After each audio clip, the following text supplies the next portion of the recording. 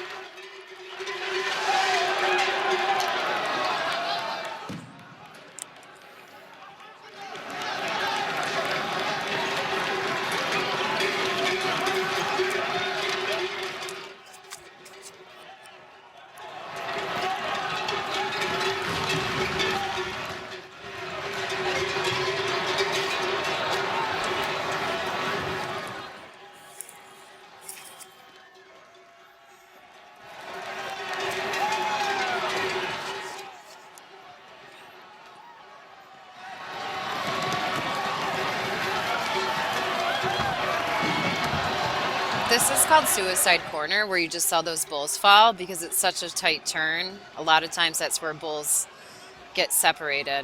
But just to let you know, some take this very seriously and they train every year. And I'm going to point out a runner for you so that you can see it actually takes a lot of talent, because it's just not necessarily running with the bulls, but it's also being able to navigate through all of these people.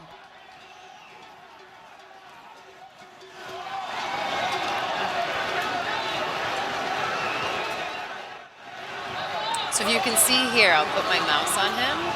This guy right here, he's actually known to be a really, really good runner. He's an American. And so they do look back at see who ran longest with the bulls, because it's a very, very, it's a skill.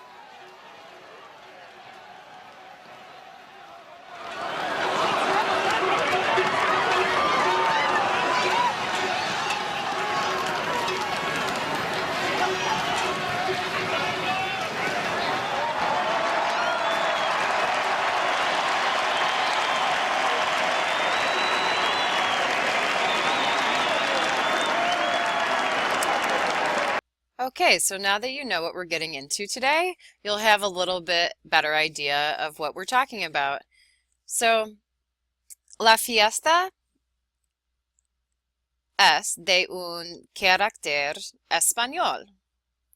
La fiesta de es un carácter español. So the celebration, fiesta means party, but it also can mean holiday or celebration. So it's a Spanish celebration. ¿Dónde está la fiesta? Pamplona, España. If you can see right here on the map, La Fiesta está en Pamplona, so it's in the north of Spain. There are other different villages near here that do something very similar, as well as in France, but Pamplona is the most famous, and I'll talk a little bit about why in a little bit. So La Fiesta se llama San Fermín. So the holiday is called San Fermín. San Fermín is a martyr. He was a religious saint about 500 years ago from Pamplona, and it's actually, amongst the craziness that you just saw, it's a very religious ceremony. So la fiesta comienza el 6 de julio a mediodía con la chupanizo. The celebration begins the 6th of July at noon with the fiesta that's called La Chupanizo. And as you can see, thousands upon thousands upon thousands of people come here to celebrate from all over the world, from France, from Holland, from Germany, from Australia. Everyone around the world can be found here celebrating the running of the bulls. La fiesta termina el 14 de julio a medianoche. So the celebration ends, as you can see that word terminar means to end, el 14, the 14th of July, a medianoche, at midnight. And even though the fiesta, which I'll talk about, is for 9 days, at the end of the 9 days during the celebration, they sing a song, poor me, the party's over. So even after 9 days of celebrating, they still haven't had enough. So la fiesta es por 9 días. So the celebration goes on for 9 days. There's 8 days of the running of the bulls, and on the first day it's just the opening ceremony. La fiesta es loca, peligrosa y divertida. So the celebration is crazy, dangerous, as you can see, and fun. And so really this is when it becomes the most dangerous, is when a bull is separated from the rest of the group. This is when they'll start doing individual attacks. And it depends. People are gored every running. There's not as many people that are killed. So let's say over the last 100 years of all the runnings they've done, only 10 people have died. Unfortunately, when I went 6 years ago, someone died. And you would think maybe that the Spaniards would take it down a notch because somebody passed away. But this is a perfect example of how the Spanish view life. The party actually gets a little bit more wild because it's a perfect example that life is very short and we don't know when our last minute is. And so the Spanish actually took the party to another level, which was really, really interesting. So when I arrived in Pamplona on el 5 de Julio, on the 5th of May, this is what the streets looked like. So to my surprise, when I got up the next day to go to La Chupaniza and I walked outside, this is what I walked into. So I was not prepared for what was about to happen. So vamos a ver, we're just going to watch this promotional video so you can see all of the things that take place in La Chupanizo, so you can see how many people come to see the start of the ceremony.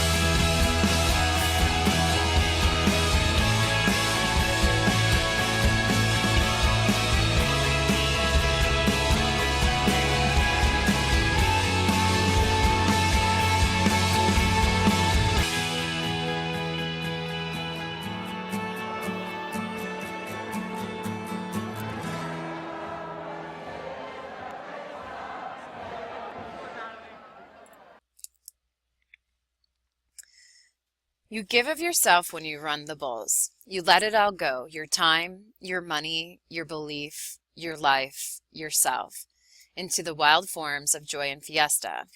This was said by legendary bull runner Matt Carney, who actually happens to be American. So what this phrase I think is so powerful, because when you choose to run with the bulls, you're really choosing maybe that you could die, right? There is that possibility. So when was the last time you were able to let go of everything and just be in the present moment?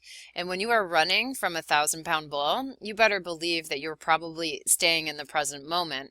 And so I think for me, that's a lot of why people do it, because there's such exhilaration and such excitement in it that you really have to fully commit to it. And that's why so many people are addicted to running in the running of the bulls. So, 6 toros corren cada mañana a las 8. So, every morning there are 6 bulls that run at 8 o'clock. So, you have los toros, the bull, and you also have los mozos. Los mozos are the runners. And many times you can see that there's a female in this picture, but when we go to look at one of the last races we'll see, you'll notice that there's not as many women as there are men. So these are just some photos I took, but this is the start of the race, and this is probably the safest place to start since all the bulls stay together and it's a little bit uphill. But as we go further, this is when things become a little bit more dangerous, whether the bulls slip, whether, and this is good too, if you can see that someone's knocked down, it's really important. Most people get injured because they don't understand the rules, and that usually ends up being tourists who didn't research what they were supposed to be doing. So if you fall, you're supposed to stay down and kind of curl up into a ball so that people can see you and jump over you. But if you decided to get up all of a sudden and there's a bull behind you, there's a really good chance that you would get gored. And so once you fall down, you're supposed to stay down. Like I said before, when the bull gets separated, and sometimes that happens on sharp corners, this is when they'll start targeting people. And when the year that I went, the reason that somebody died, he was just like him. He was trying to get underneath here, but at the last minute, a bull came up and the horn went right through his chest and out through his throat, and he was killed instantaneously. So there is a risk when you decide, even just to be a spectator, there's a risk as well.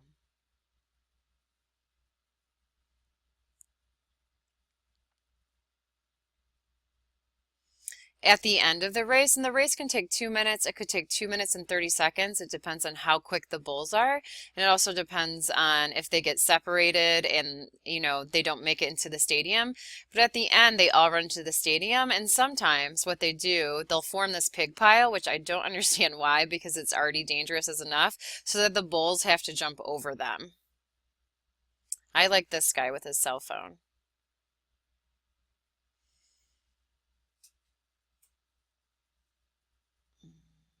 So sometimes I like to, when people ask me why I didn't run with the bulls, these are the pictures I show them. So when I was actually considering running, I just reminded myself of how painful it might be if you actually got gored. So these are just some photos of some really close calls. You can see this one, that the horn went right through the leg.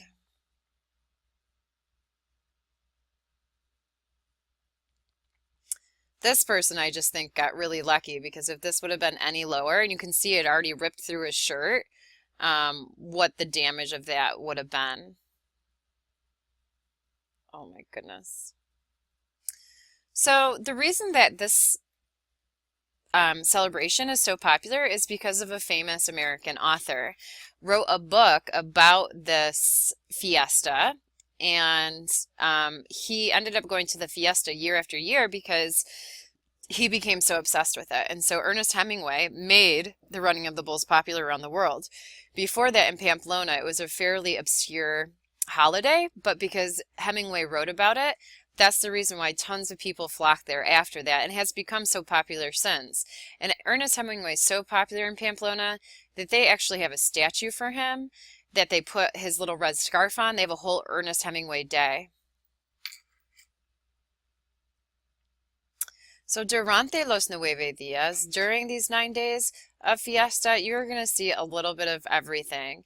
And notice how all these people are filthy and red. And one of the reasons is that if you are wearing your white and traditional red, The whole point is to let things go, not to let bother you. So whether you're dirty, whether you're smelly, right, you're supposed to let those things go. So if they find that you're cleaner than everybody else, they're going to find a super soaker and make sure that you become dirty like everybody else. And usually this is like sangria or wine and 7-Up mix. And so it can get a little intense. Or tomato juice, as you can see over here. So these are just some photos I took when I climbed up on a fence for dear life because I didn't realize what I'd gotten myself into and was taking some photos of the action going on around me. And this is the beginning. This is the beginning of the 9 days at La Chupanizo. And so that happens at noon and people will stay up all night drinking and dancing. And then the first race is the next morning at 8 a.m. So as you turn every corner, you're going to see a little bit of everything because it's not just for adults. The celebration is for children. The celebration is for senior citizens. It's for all ages. And so you might turn the corner and see some gigantes, which are the giants. You might walk down a different corner and see fountain jumping. Now this isn't a Spanish tradition. This is a Kiwi tradition. Kiwis are from New Zealand. There's a lot of New Zealanders and Australians that do this, but I would recommend not doing it since jumping into a crowd of people you don't know might not be your best option or the smartest thing you ever did. Tower building. So there's not one moment. This party goes for 24 hours a day for 9 hours or 9 days. And so you can imagine any corner you walk around, you're just completely mind blown. At night, you'll see a lot of people coming through. Just when you think it was quiet, you'll see a bull coming through and it'll be shooting fireworks and you might have to duck and cover so that your eyes are protected. And so there is constant entertainment. And just when you've fallen asleep at 4 a.m., you know, a band will come right by your apartment and wake you right back up again. And so there isn't that much time for sleeping. I bet most people probably sleep anywhere from 4 to 5 hours a night, if that. And so this is just me before the festival started, but this is a quote that I read and I think it's so powerful. Those nights and days will be welded into a singular experience, and in the end, almost all memory of the experience will melt like ice on a coal stove, evaporate and disappear with no trace it ever existed. Now the carnival is just beginning, and all things are being called to chaos rather than order. We will dance in anarchy in the days and nights to come. We will enjoy many moments, and there will be few moments we only will be able to endure. In Fiesta, one experiences almost every emotion known to the human condition. And I think that's what makes it so powerful. You experience being exhausted. You experience being exhilarated. You feel hungry. You feel scared. You feel alive. And so when was the last time you were able to let everything go and just focus on those things? And I think that's what makes the Fiesta so powerful. So if you ever get an opportunity to go to the running of the bulls, I would put it on your bucket list because I'm not sure how much longer it'll be around. You know, they've recently banned bullfighting in Barcelona and some other parts of Spain, and because obviously it looks like it's cruelty to some, and to others it's not cruelty, and so there's a fine line between tradition and cruelty. But with that being said, I think you have to remember that, you know, these bulls, even though those 6 bulls will be killed by matadors at the end of the day, you know, they live an amazing life for 5 years where they're roaming the fields and have a very good life. And they also have the opportunity to defend their life with a matador. That rarely happens that they win the fight, but at least they get the opportunity. So they live an incredible life up to this point where they don't. Whereas in the United States, they're kept in small crates, maybe not allowed outside much, and then they're just slaughtered. And so there is definitely a debate. So I will see you guys on the discussion board to let me know your thoughts. But this is my last point: is always to be open-minded. What we think might be cruel, until you see something, you should never judge something. Being open-minded and understanding all perspectives is one of the most well-rounded things that we can do to really understand other people and other traditions. I hope you enjoyed today's lesson y nos vemos pronto. Adiós.